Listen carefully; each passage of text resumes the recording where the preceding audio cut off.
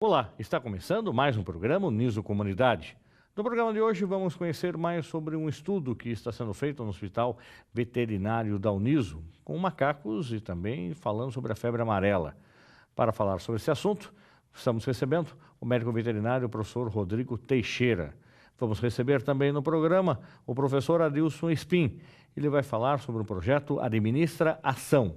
Está no ar o Uniso Comunidade.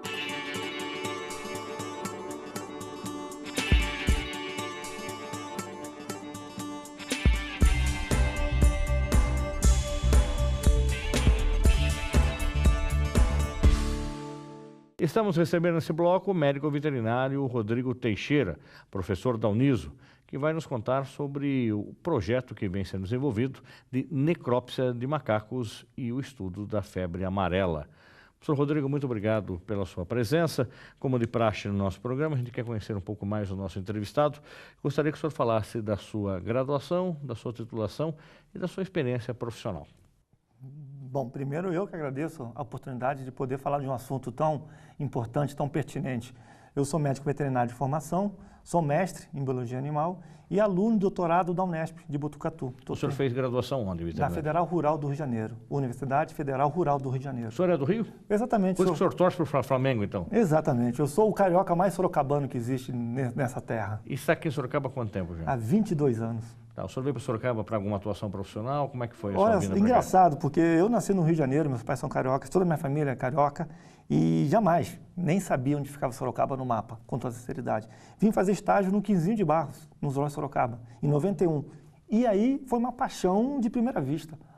Recíproca, a cidade se apaixonou por mim e eu me apaixonei pela cidade. Então eu estou aqui desde 90, fiz estágio, voltei para a universidade para me graduar em medicina veterinária e passei no concurso público, sou servidor público também e trabalho aqui na prefeitura desde 94. Muito bem. E o senhor constituiu já família em Sorocaba? Está com aliança de casado? Exato, olha só, arrumei uma paulistana, médica veterinária também, e 3 filhos sorocabanos. Então agora eu acho que só falta ser enterrado em Sorocaba, né? Aí fecha o ciclo. Agora, o senhor está quanto tempo na Uniso? Eu estou na Uniso já faz 5 anos. Comecei no começo do curso de graduação da medicina veterinária na Uniso. E hoje a atuação do senhor, qual é a disciplina que o senhor ministra? Dentro da veterinária tem que ser uma gama imensa ali de atividades dos professores. O senhor trabalha com qual disciplina, com qual ação dentro do curso de veterinária? Eu sou professor de Clínica Médica de Animais Selvagens. Eu ministro a disciplina de animais selvagens. Hoje, ter um animal selvagem em casa ou um animal silvestre é possível, é permitido? Eu posso ter um leão no meu quintal, se eu quiser? Sim, sim. Inclusive a lei nossa de proteção à fauna e flora, ela é muito protecionista em relação à fauna brasileira, a fauna autóctone. Ou seja, animais brasileiros são protegidos por leis. Alguns animais você podem ter. Os répteis estão fechados à importação, mas alguns aves, alguns mamíferos criados em criadouros comerciais, para fins comerciais. Pode, uma lista pequena, papagaio, arara e alguns animais. Agora, a fauna exótica ou a fauna alienígena, essa você pode ter sem problema nenhum. Um leão, um tigre, você pode adquirir com nota fiscal e manter em casa. Então, a lei protege a nossa fauna, então é uma coisa interessante e até importante, ela protege a nossa fauna. Para ter um animal brasileiro ou silvestre, é muito mais difícil do que ter um animal exótico ou estrangeiro. Então, um animal nacional, por exemplo, aí, um animal de grande porte como esse, um tigre. O Brasil tem tigre? Não. Não tem. Tigre asiático. Tigre asiático. E o leão africano? Africano. A gente tem a onça. A onça. A onça. A onça eu não posso ter? Não pode ter.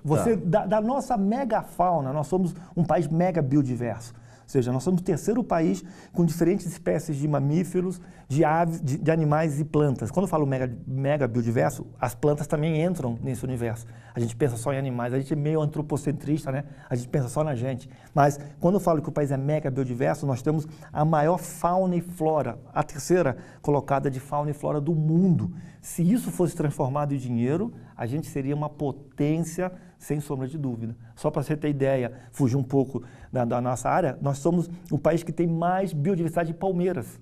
Nós temos o maior número de espécies de palmeiras do mundo. Então, a nossa lei protege a nossa fauna e a nossa flora. E a fauna exótica, ela é mais maleável. Então, um bicho brasileiro só pode ter, salvo algumas condições, se for criado em cativeiro para esse fim. Hoje, papagaios, araras, saguis, macaco-prego, basicamente... Mas o senhor acredita que essa lei seja muito contundente, ou seja, deveria ter uma flexibilidade para que isso pudesse ter, como o senhor disse, girar dinheiro na possibilidade de ter esses animais para venda, para comercialização, até para exportação? É um ponto bastante controverso.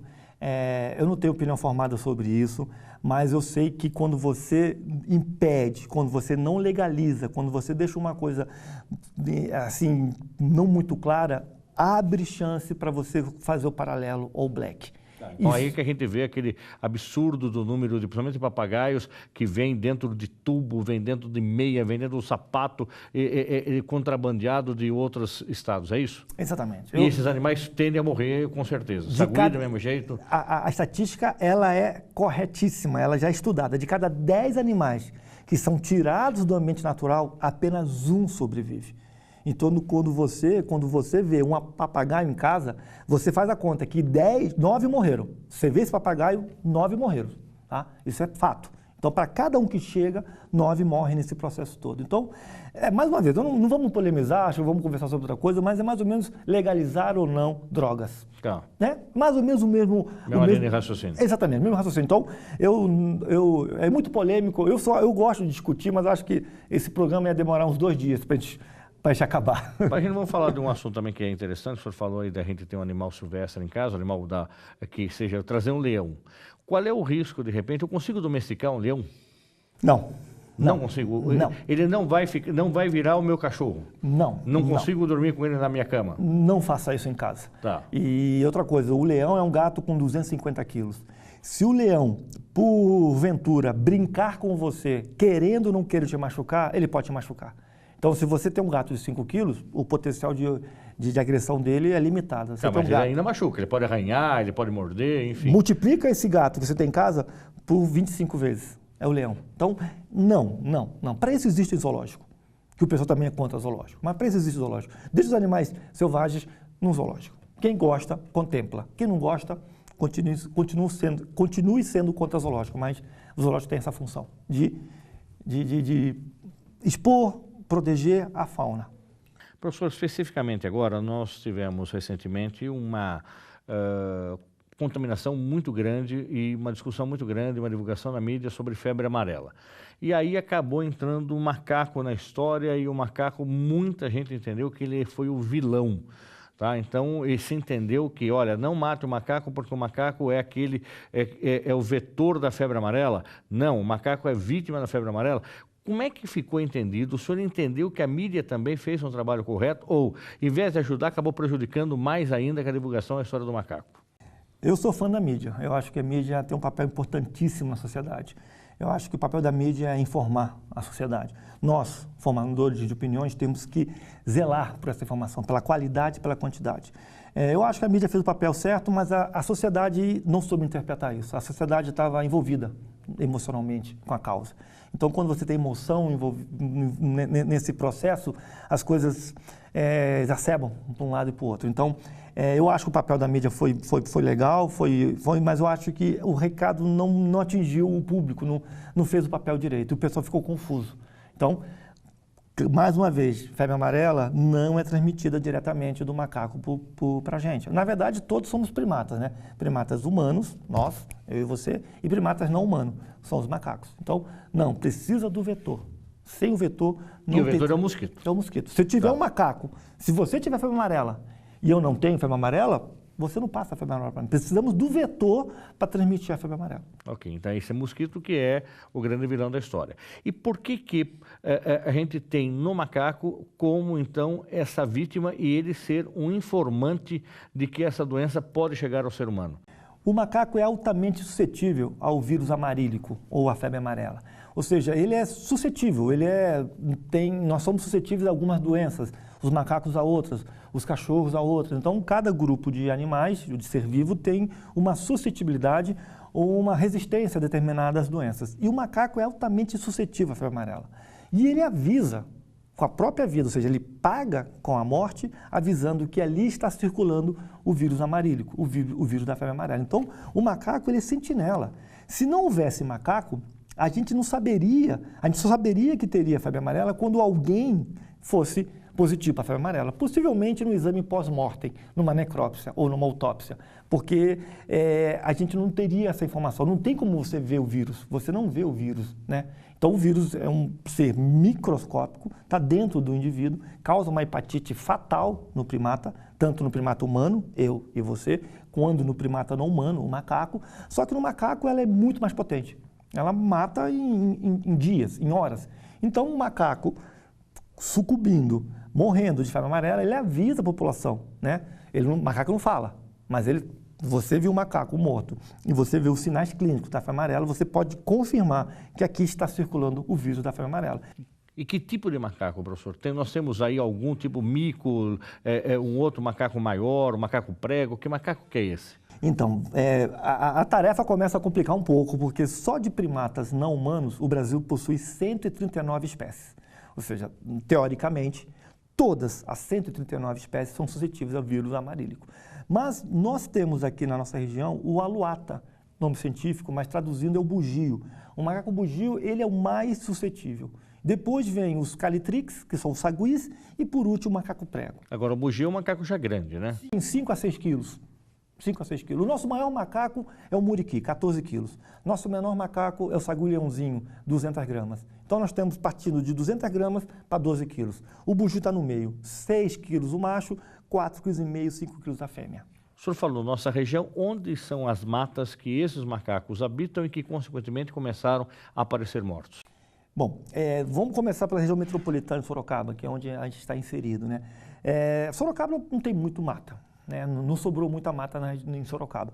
Mas municípios mais preservados, eu falo de Piedade, Pilar do Sul, no fundo de Votorantim, no fundo não é pejorativo, mas Votorantim com Pilar do Sul, com Piedade, Tapiraí, Sarapuí, Araçoiaba tem uma área protegida. Então, nesses lugares começaram a aparecer os macacos mortos. E como é que a Uniso entra nessa? Como é que o curso de veterinária se disponibilizou? Como é que começou a foi feita essa parceria para que pudesse ser feita a necrópsia dos animais aqui? Inclusive tem uma curiosidade, o professor, antes de começar, a gente está falando, olha, mas é autópsia ou necrópsia? Explica para a gente, professor.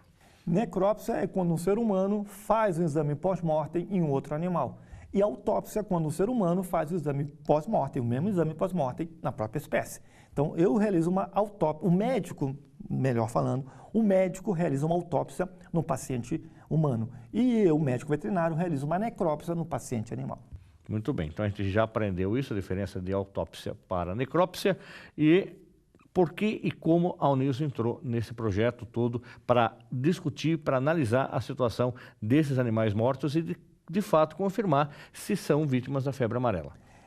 E se também existem animais que foram mortos por outra reação e que aí a gente pode chegar, infelizmente, ao caos de terem sido mortos por humanos. Bom, a conversa começou numa conversa informal, que depois virou um documento, um ofício, entre a Secretaria Estadual de Saúde, a Uniso e as prefeituras da região metropolitana de Sorocaba. São 28 municípios. Então, eles tinham os macacos em óbito, alguns não tinham nem médico veterinário no seu quadro de servidores públicos e não tinham condições de fazer as necrópsias. Então, a Secretaria Estadual do Meio Ambiente, de Saúde, fez uma conversa e colocou na mesma mesa a Uniso com as prefeituras. E a gente combinou o seguinte, a gente recebe os macacos de vocês mortos, né? E a gente faz a necrópsia, faz um laudo e devolve para você o material coletado. E vocês se encarregam de dar continuidade ao processo, que é encaminhar ao Dofuluts. Então, só para vocês entenderem, o assunto é meio complexo, porque o macaco morre no município. O município encaminha para a Universidade de Sorocaba, Uniso. A gente faz a necrópsia, gera um laudo e coleta o material, que é fígado, pulmão, cérebro, coração, rim e baço. E depois a gente devolve esse material biológico junto com a ficha de necrópsia para o município, para o próprio município da entrada no estado, no Instituto Adolfo-Lutz. E aí 15 dias vem o resultado.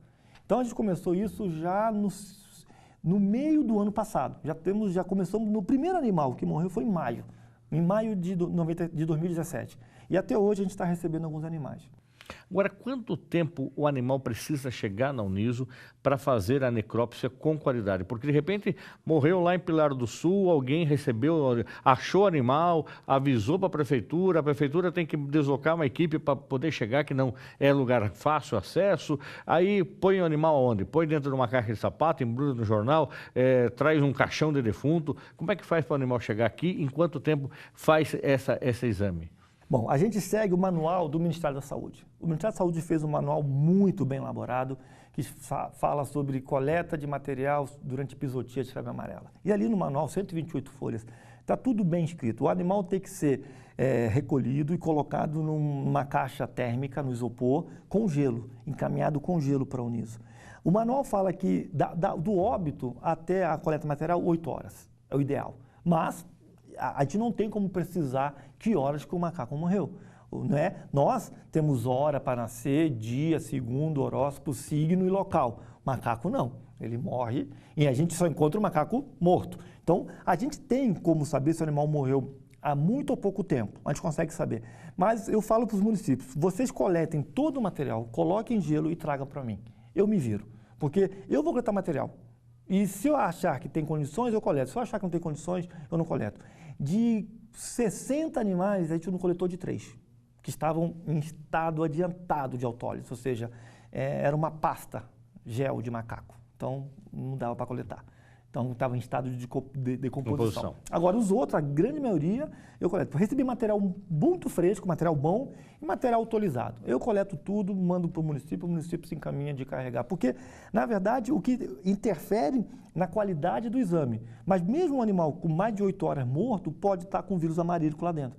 Então, como são 4 técnicas em laboratório feitas, de repente uma dessas consegue detectar a presença do vírus. Agora, a Uniso não faz o exame para detectar se está com a febre amarela ou não. Ela faz os exames e aí quem detecta isso e com essas partes é o Instituto Adolfo Lutz, é isso? Exatamente. A gente presta um serviço de excelência, ou seja, nós doamos a nossa mão de obra, a nossa expertise para fazer necrópsia, fazemos um relatório detalhado, coletamos o material com boa qualidade, em boas condições, acondicionamos esse material até o município vir buscar e o município, a gente acha que parceria tem que ser bom para as duas partes. Se a gente faz toda a parte e entrega na Adolfo Lutz, de repente alguns municípios podem se acomodar, ou a gente acha que a gente tem que fazer uma parceria. Eu coleto material, eu entrego o material para o município dá entrada, inclusive porque tem uma parte burocrática. Esse SINAM aqui tem que abrir o município. SINAM o que é? Serviço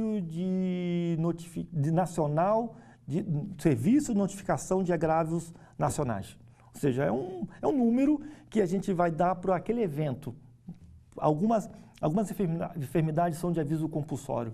Raiva, mordida de cão, raiva, leishmaniose, toxoplasmose, febre amarela, tuberculose, aviso compulsório. Cada um na sua área. Na parte humana, o médico abre o SINAM. E na parte dos animais, o médico veterinário abre o SINAM. Qual é a importância desse trabalho para o curso de veterinária da Uniso? Eu sou um entusiasta, né? Eu acho que sim, fantástico, porque na graduação eu faço a necrópsia com alunos do último ano. Então eles assistem em tempo real o que está acontecendo. Por exemplo, eu mudei meu cronograma. Com a epizotia da febre amarela, eu tenho um assunto que é a febre amarela que eu dou no segundo semestre. Eu puxei esse assunto para o primeiro semestre agora, inclusive para o primeiro bimestre, desculpa, falei com eles em fevereiro, em aula, ficamos lá 4 horas conversando sobre febre amarela, sinais, sintomas, e depois eu falei, pessoal, agora a gente vai na prática, a gente vai ver o que está acontecendo. E eu vi, e eu mostrei para eles o animal por dentro. Então, fantástico, porque você tem a aula expositiva, através de slide, discussão, dinâmica de grupo, e você tem aula prática, ou seja, isso para a medicina veterinária é fundamental, Você falar que coletou o fígado e você mostrar que aqui está o fígado e como coleta. Então, dessas necrópsias, todas elas sou eu que faço e sempre acompanhado de um aluno do último ano de medicina veterinária, ou seja, eles vão ficar especialistas em primatas. O senhor já tinha tido essa oportunidade enquanto Sim. aluno, isso? Enquanto aluno, não, imagina, enquanto aluno, eu entrei na faculdade em 86 e saí em 90.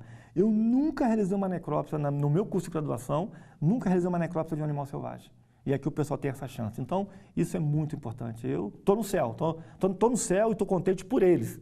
Isso faz até com que o aluno, de repente, mude o foco de pensamento de atuação profissional, ou seja, a gente sabe que o médico veterinário, como a profissão do médico com humano, ele sai generalista, ele sai o clínico geral, né? Aí ele vai acabar se especializando, ou quer seja animais exóticos, vai trabalhar com animais domésticos, animais de grandes portes, e de repente tem algum que já se apaixonou por essa situação e fala assim, não, eu quero me especializar, mudar meu foco. Já recebeu essa conversa, Já. menina que chegou e falou, professor, mudei? Já. E, inclusive no ano, eu dou aula já dei aula em vários períodos da graduação, né? No começo e no final. Tem as diferenças de cada período. No último ano, nós estamos no último ano, ou seja, eu dou aula no 9º semestre, no 10º estágio obrigatório, não tem 11º. Um abraço, o cara está na rua já. Então eles já chegam, a grande maioria chega pronto, já decidido o que querem. Já entra?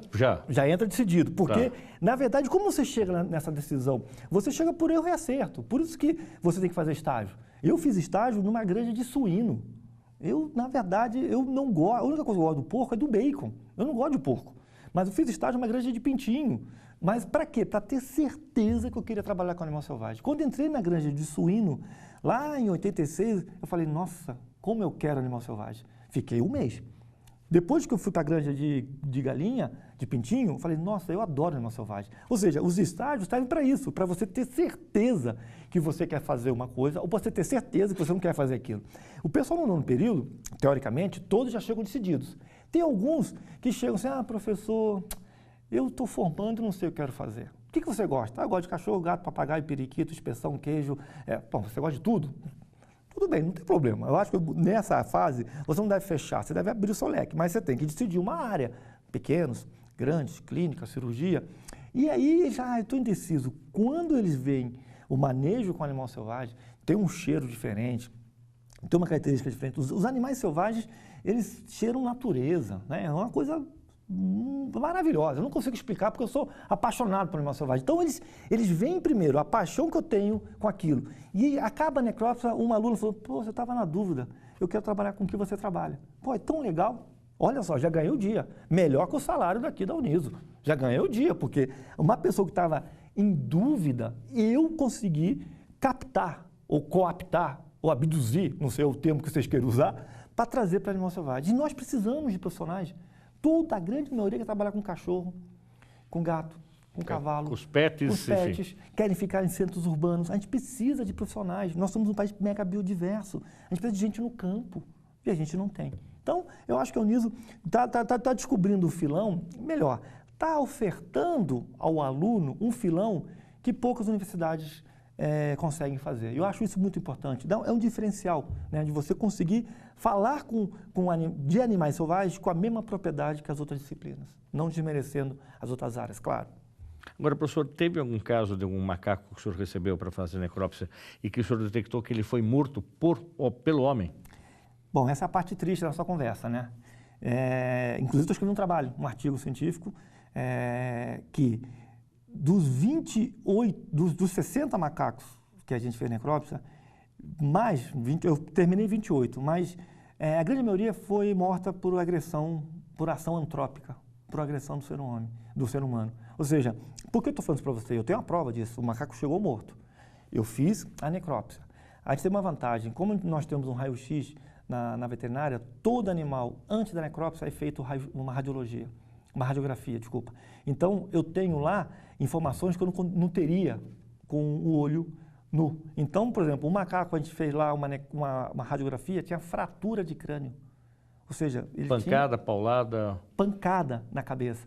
E a gente na necrópsia conseguiu ver fratura do crânio com exposição de massa cefálica. Ou seja, o bicho foi agredido, atropelado, mas com certeza foi uma interação homem-animal. Um animal... Tiro teve também? Teve, um macaco prego com 25 chumbos de uma arma cartucheira. Eu consigo chegar no calibre da arma. Arma calibre 12 cartucheira. O senhor conseguiu tirar as balas de dentro do... Tá. No raio-x eu tô com a bala lá, inclusive tô com a prova do crime, né? Eu acredito que nenhum macaco tenha atentado contra a vida do outro macaco. O único ser humano, o único ser vivo que maneja arma de fogo é o bicho homem, eu, você. Então esse animal ele foi agredido, ele foi morto por uma arma de fogo. Inclusive eu botei no relatório necrópsia. Falei assim, observação, não é, eu não tenho poder de polícia. né? Mas eu coloquei, favor, município, atente, porque esse animal foi alvejado por arma de fogo de grosso calibre, vírgula, possivelmente calibre 12, vírgula, sugiro investigar, porque onde tem arma, tem alguém que atirou nesse animal. Então esse animal foi morto por arma de fogo. Pancada, atropelados, trauma, mordida por cachorro, ou seja, assim, muitos animais morreram de não febre amarela. E por que eu estou falando isso? Porque eu coletei o material, entreguei para o município entregou para a Dofulutis e veio o resultado negativo para a febre amarela. Ou seja, se o animal não tem febre amarela e tem chumbo, a causa-morte está fácil, o animal foi abatido por arma de fogo. Então, assim, é triste, inclusive esse trabalho, ele é um trabalho científico, vai rodar na comunidade científica, mas ele tem a ideia de provocar o pessoal. Falar, tá vendo, ó, eu abri, os 28 macacos que eu abri, eles morreram de tudo que vocês podem imaginar, menos de febre amarela. Então, isso aqui é um alerta. Então, esse trabalho está no prelo, foi enviado para a revista gostou do trabalho, está nas correções, os revisores vão olhar e possivelmente daqui a alguns meses teremos esse trabalho publicado, mas provando que os animais morreram por ação antrópica. O senhor tem, desses 60 animais, aqueles que o senhor falou 58, né, que conseguiu fazer a necrópsia, de fato, quantos tinham febre amarela? Sim, essa informação não chega para mim, né, diretamente, porque quando eu entrego... Manda para o município e o município manda para o Estado. Mas a gente tem um boletim epidemiológico semanalmente. E no boletim epidemiológico eu sei aonde deram os casos positivos dos municípios. Então, como eu fiz a necrópsia, eu sei de onde que vieram. Tá? Por uma questão ética, eu acho que não vale a pena, o município está informado. Alguns municípios da região tiveram casos de febre amarela confirmados. Inclusive, a gente tem aqui Votorantim do lado também confirmado, mas, assim, Votorantim foi bem notificado, eu consigo conversar, consigo falar isso. Agora, os outros municípios não foram anunciados ainda pela imprensa, então eu acho que por uma questão ética, tá, até para não apavorar a população, mas sim, tem casos positivos na região metropolitana de Sorocaba de febre amarela, sim. Muito bem. Professor Rodrigo, muito obrigado pela sua presença. O senhor é entusiasta no assunto. Com certeza teremos outras oportunidades de conversar de assuntos que sejam importantes também para trazer para a comunidade. Obrigado a você, obrigado a todos. Continuem contando comigo. Quem quiser falar com o senhor sobre este assunto ou outro assunto, a gente sempre disponibiliza um e-mail de contato. O senhor tem um e-mail institucional da Uniso, um e-mail pessoal? Como é que o senhor prefere passar? Facebook? Como é que é mais fácil? Eu sou um animal esquisito. Eu não tenho Facebook, eu não tenho WhatsApp, eu não tenho Instagram, mas eu convivo com vocês. Eu tenho um e-mail, rhftzoo@hotmail.com. R de rato, H de hora, F de faca, T de tatu, Z de zoológico, O de Oscar, @hotmail.com. Como eu tenho só esse meio de comunicação, grande parte dos e-mails que eu recebo, quase todos, eu respondo. Porque hoje o pessoal tem tanto meio de comunicação que ele esquece de responder, de falar. Então, não, eu só tenho um meio de comunicação que é e-mail. Pode mandar um e-mail para mim com a dúvida, a pergunta, que eu vou responder para vocês. Tá certo, então. Nós vamos para um rápido intervalo. Daqui a pouco o professor Adilson Spin, ele conversa conosco sobre o projeto Administra Ação. Não saia daí.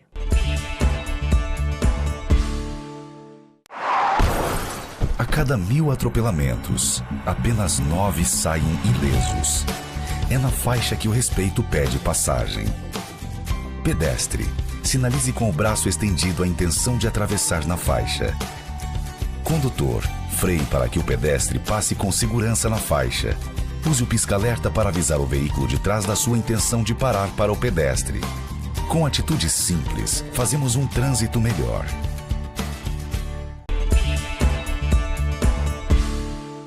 Estamos de volta com o programa Uniso Comunidade. Nesse bloco, estamos recebendo o professor Adilson Spin.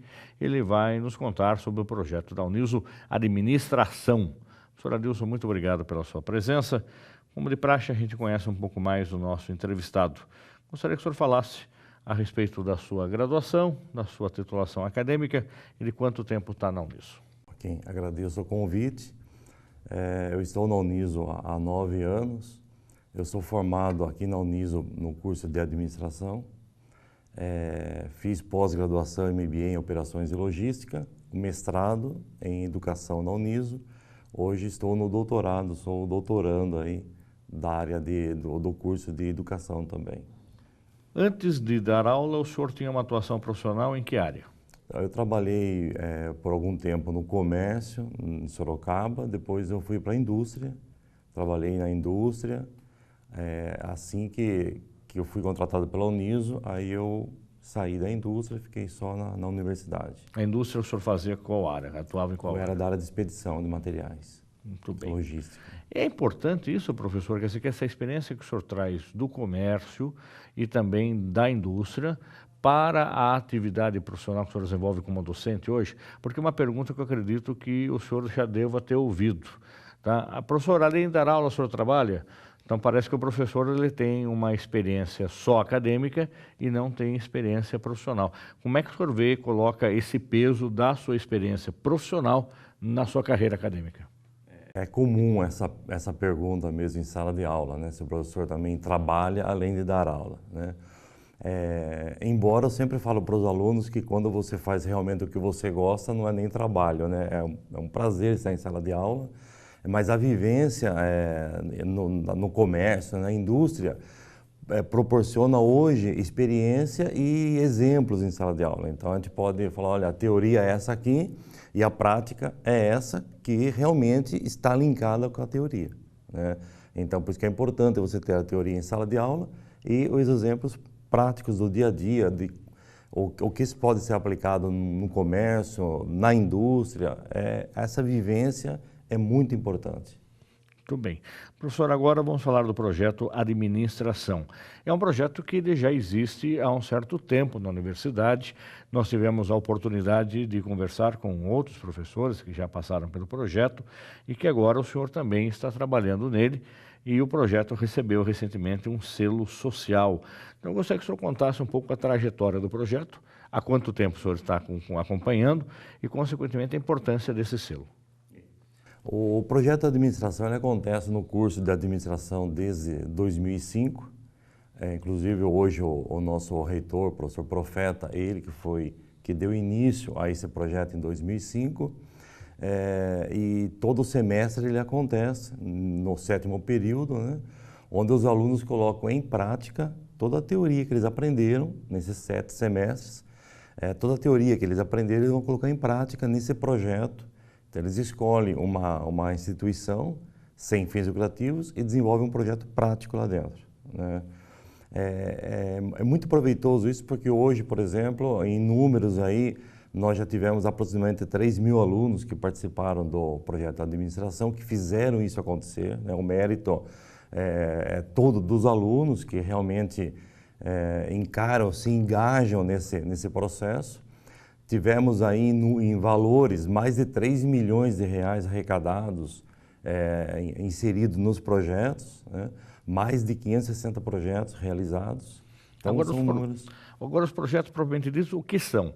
É a hora que o aluno de administração, ele vai a uma ONG, a uma entidade, desenvolve um fluxo de caixa, ele sugere uma dinâmica de logística para aquela ONG, para aquela entidade, ou, literalmente, muitas vezes ele põe a mão na massa e cria alguma coisa, monta alguma coisa dentro daquela ONG, daquela entidade.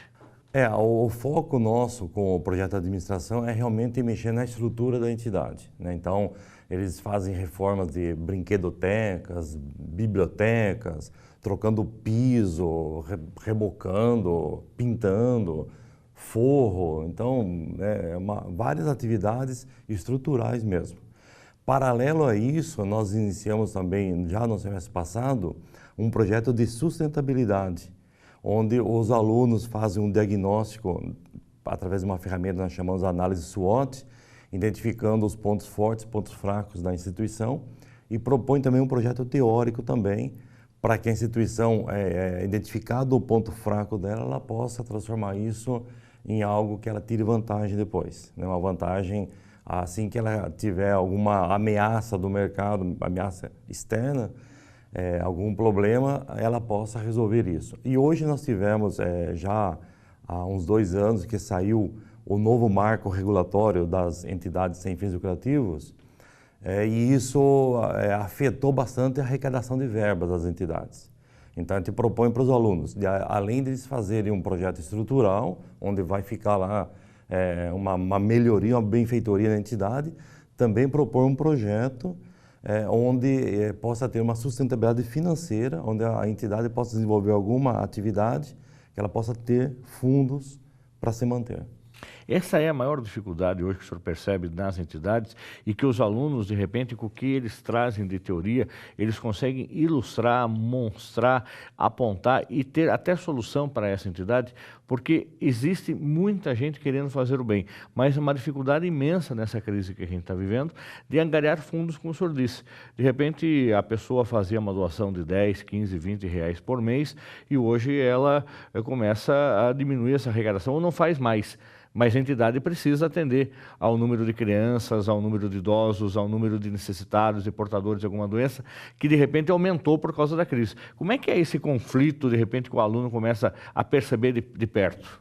Então, no início do semestre, os alunos vêm bastante apreensivos com o projeto, porque é um projeto de uma magnitude aí que às vezes até assusta, né? Pô, tem que ir lá na instituição, porque é um projeto que ele sai da sala de aula, né? E tem um impacto social muito grande onde ele será feito. E os alunos ficam apreensivos, falam, professor, com essa crise, será que o pessoal, né, vai fazer doações, nós vamos ter patrocinadores? E é interessante a surpresa deles ao final do semestre, a surpresa que eles vêm falar para a gente, olha, professor, realmente muita gente se propôs a colaborar, a ajudar, né? Porque nós orientamos os alunos a demonstrarem toda a credibilidade que tem o projeto. Então, nós damos um ofício na mão do aluno, um ofício onde certifica que ele é aluno da universidade, que ele está fazendo um projeto, qual instituição está sendo feito o projeto. Então, tem toda essa credibilidade, né? E o projeto de administração ele vem ganhando já um certo respeito, né, nos patrocinadores, que às vezes tem patrocinadores que nos procuram, falam, olha, vai ter projeto, eu estou com uma verba aqui para doar, eu estou com material para doar. Então, teve uma história de uma equipe que precisava de 2 latas de tinta e o proprietário de uma loja doou 68 latas para eles, né? Então, inclusive, eles anunciaram em sala de aula para dividir com as outras equipes. Então, nos surpreende bastante, né, a prontidão das pessoas em colaborar, em ajudar. Agora o senhor falou, por exemplo, de doação de materiais. Então não é só dinheiro que precisa entrar. Muitas vezes esses materiais são das mais diversas formas, móveis, objetos de decoração, enfim, o que mais precisa, o que mais que acontece e fatos inusitados que o senhor lembra dessa situação, como essa doação, precisou de 2 latas e ganhei 68, né? É assim, o projeto, então os alunos fazem o diagnóstico do que vai ser utilizado e saem à busca de patrocinadores, porque eles têm que, nesse 7º semestre, ao buscar patrocinadores, eles vão aí desenvolver a teoria que eles tiveram de marketing, negociação, comunicação, né? Então, inúmeras teorias que eles tiveram em sala de aula, agora eles vão colocar em prática. Finanças, fazer um orçamento, fazer a captação de recursos que supra aquela necessidade, né? Então, gestão de pessoas, porque trabalho em equipe tem os conflitos e isso tem que ser gerenciado, administrado, né? Então, eles colocam em prática toda essa teoria. Eles, a partir dessa lista que eles têm de necessidades da entidade, eles vão atrás dos patrocinadores, vão atrás de comércio, vão atrás da indústria, né? Pessoas físicas que às vezes doam não só dinheiro, não só material, mas mão de obra também, né? Então nós precisamos pintar essa sala aqui. Às vezes eles fazem uma cotação com o pintor e o pintor fala, é uma ONG, é um projeto social, eu vou doar minha mão de obra, ou vou dar um desconto para vocês. Então, mão de obra, material, dinheiro, então... E eles fazem eventos também que possam gerar, por exemplo, faz uma festa, faz uma noite da pizza, faz um jantar, faz um baile, como é que é? Eles criam essas coisas também? Sim, eles na busca de patrocínios, de valores aí, eles fazem, algumas são ações que nós falamos, ações estratégicas para arrecadação de verbas, de dinheiro, né? Então, tem noite da pizza, tem almoço, tem alguns estabelecimentos de Sorocaba que também patrocinam Então, os alunos vendem os convites do almoço, aí as pessoas vão ao almoçar, esse patrocinador doa parte desse valor para a equipe, né? Então, tem toda essa mobilização em prol da administração. E aí, por exemplo, o senhor, por outro lado, vê o resultado disso, de satisfação dessa entidade, dessa ONG que recebe, de que forma? Eles vêm para agradecer, eles se manifestam em redes sociais, é nítido naqueles que são atendidos um sorriso quando chega e percebe que houve mudança ou ganharam alguma coisa a mais. Como é que é essa satisfação para o senhor enquanto professor? Todos os projetos que os alunos realizam, nós temos um dia que os alunos vão na entidade e entregam oficialmente esse projeto finalizado para a entidade. Então, nós fazemos o encerramento do projeto em cada entidade que foi atendida, né? E além da emoção que os alunos sentem, a gente percebe nitidamente, né? Tem alunos que falam para a gente assim, professor, eu comecei o semestre preocupado com a nota que eu teria nesse projeto e na metade do trabalho aí, nós esquecemos que tinha nota envolvida nisso, né? Nos engajamos realmente, então você vê a emoção deles de finalizarem esse projeto, né? E a entidade também, o pessoal das instituições, porque é um dinheiro que eles deixaram de aplicar nisso e podem direcionar para outras ações deles, né? Então, é muito importante isso, você deixar uma instituição mais agradável, com cores bonitas, fachadas mais atraentes, né? Então, isso aí colabora até mesmo para que eles possam arrecadar verbas, porque as pessoas passam e falam, tá bonito isso aqui que tem tal entidade, porque tem instituições que você passa, a fachada está horrível, né? Aí depois da intervenção dos nossos alunos, aquilo fica tudo mais agradável, mais aconchegante. Existem também histórias, professor, que o senhor acompanhou ou não, de repente da mesma entidade ter uma continuidade, ela está com tanto problema que de repente a turma de 2010 fez uma ação, a de 2011 continuou, a de 2013 quis continuar porque percebeu que era importante e assim sucessivamente. Isso também é permitido, acontece, de ter assim uma continuidade de ações e ir acertando e melhorando a cada ano que passa? Sim. A escolha da instituição é parte dos alunos. Então, nós nunca interferimos nisso. Nunca eu chego para o aluno e falo, faça em tal instituição. Nós não indicamos. Nós temos uma lista de instituições para o aluno conhecer quais são, mas nós não falamos, você tem que fazer nessa instituição, naquela. Não, são os alunos que escolhem. E a gente verifica que tem instituições que às vezes você chega no começo do semestre e já tem 3 equipes que querem fazer a mesma instituição, né? Aí fala, não, é uma equipe só em cada, porque a gente tem que distribuir os projetos. Uma equipe, quantos alunos são compostos? Por quantos alunos? Em média, 5 alunos. A gente sempre cobra que sejam 5 alunos. Aí com uma situação dessa, como é que faz? Faz um sorteio, divide, se discute para ver de fato quem vai ficar com aquela?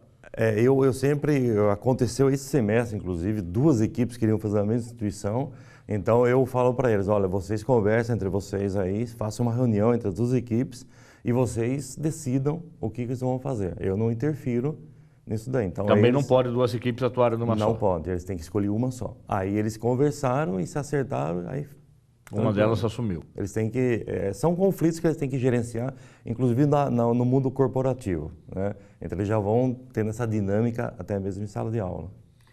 Percebe-se também, professor, de alguma maneira, o senhor já teve contato com um grupo de alunos ou um aluno de forma individual, depois que fez essa ação nessa instituição, nessa entidade, nessa ONG, permaneceu nela como voluntário? Bem lembrados daí, realmente.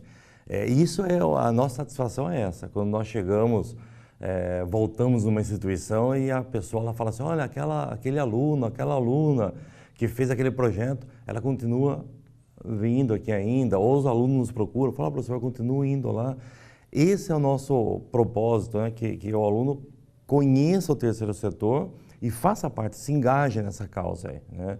Então tem inúmeros alunos aí que já participaram dos projetos e continuam colaborando com as instituições.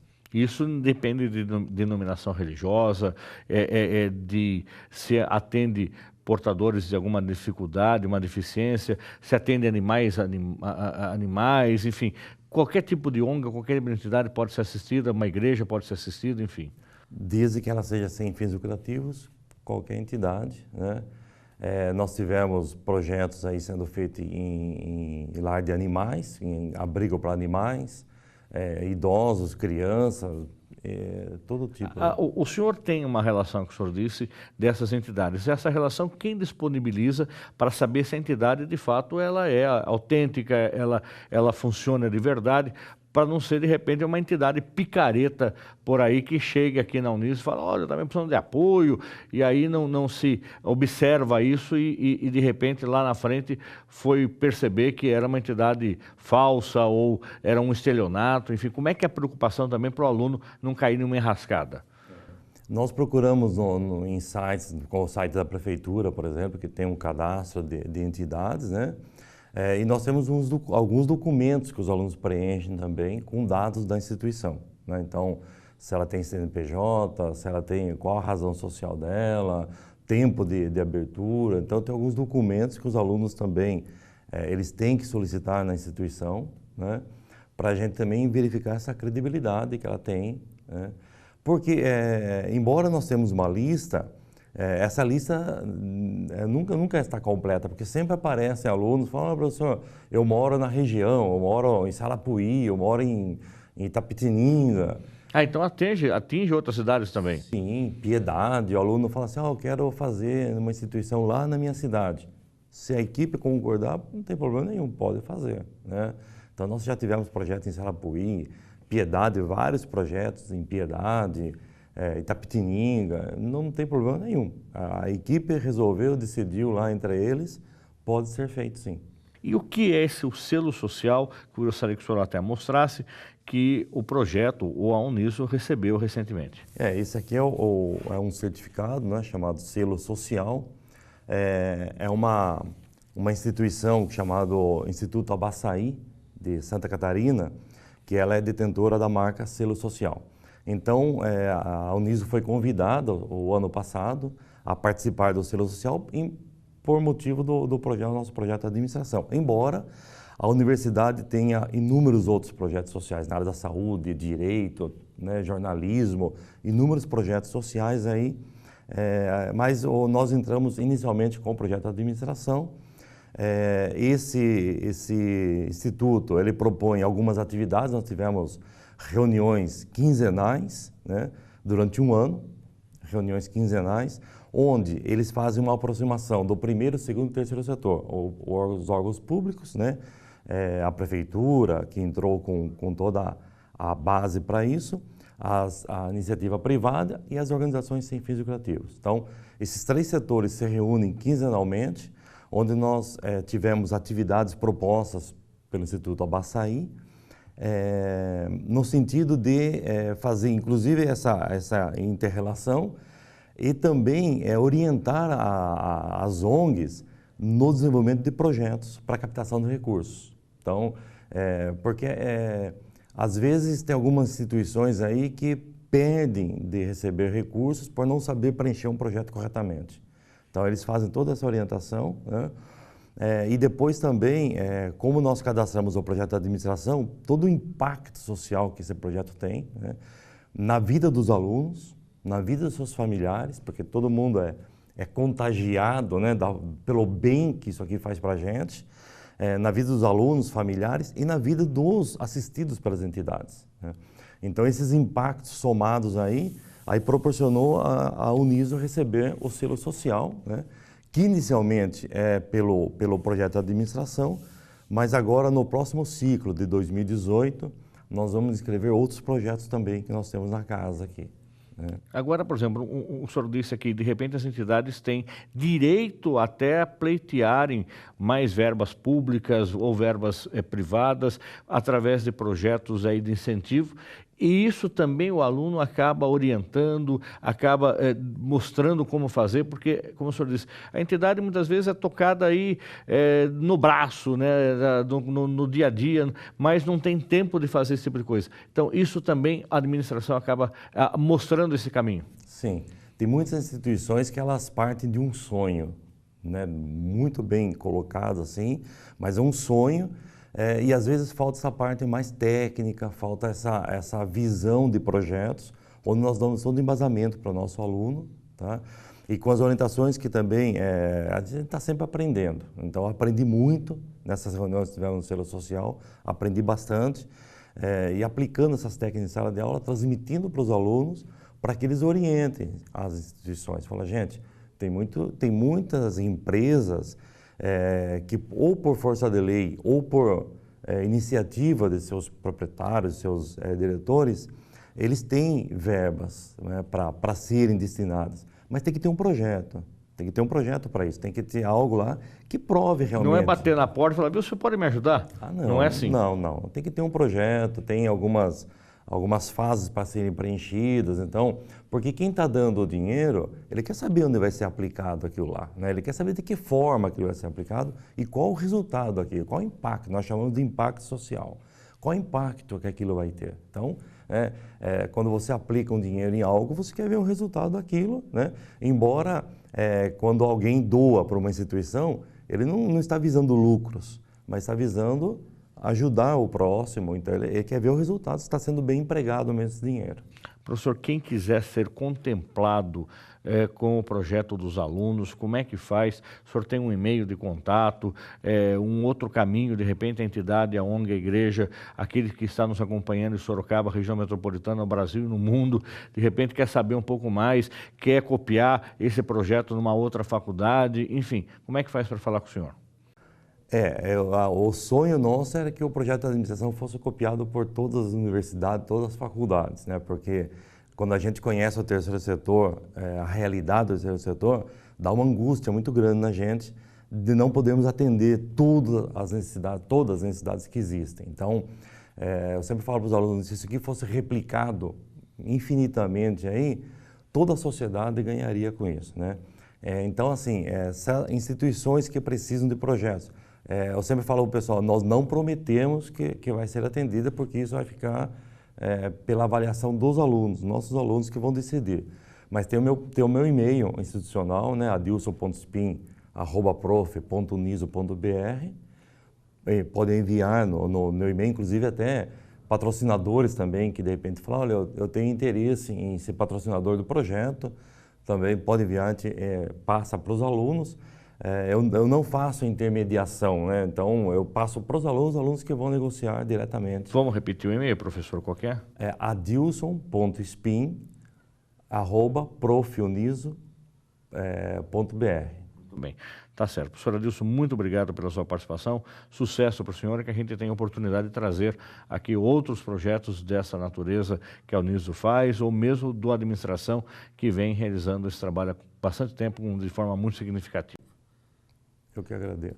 O programa Uniso Comunidade vai ficando por aqui. Se você quiser entrar em contato com a nossa produção, é só acessar o Facebook, Uniso Comunidade. Curta lá.